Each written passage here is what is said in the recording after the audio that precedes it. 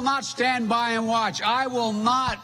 The will of the American people be overturned by wild conspiracy theories and baseless evidence-free claims of fraud. I will not stand by and watch elections in this country stolen by people who simply refuse to accept that they lost.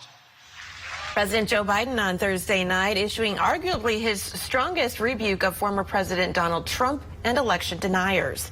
147 Republican members of the House and Senate objected to certifying Biden's legitimate 2020 election win.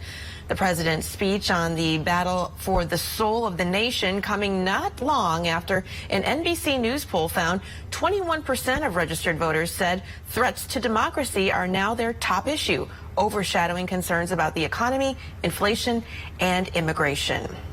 The speech, of course, also comes amid the Department of Justice investigation into former President Trump having classified documents at Mar-a-Lago. Trump responding this weekend to both that investigation and Biden's speech about democracy. Newsy congressional correspondent Stephanie Liebergen has more.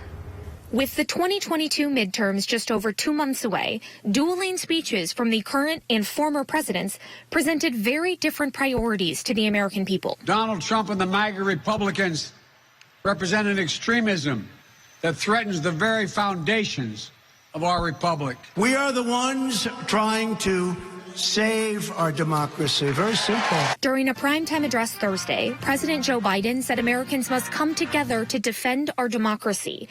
He said the, quote, MAGA Republicans, who've put their unwavering support behind the former president, are a danger to the nation. MAGA forces are determined to take this country backwards to an America where there is no right to choose, no right to privacy, no right to contraception, no right to marry who you love. They promote authoritarian leaders and they fan the flames of political violence. President Biden has stepped up attacks on his predecessor, but he drew a line between Trump and the mainstream Republicans that helped Democrats pass major legislation, like the bipartisan infrastructure law and the bill to boost U.S. semiconductor manufacturing. Not every Republican, not even the majority of Republicans are MAGA Republicans. Not every Republican embraces their extreme ideology. I know, because I've been able to work with these mainstream Republicans. On Saturday, former President Donald Trump held a rally in Pennsylvania to support the state's Republican candidates.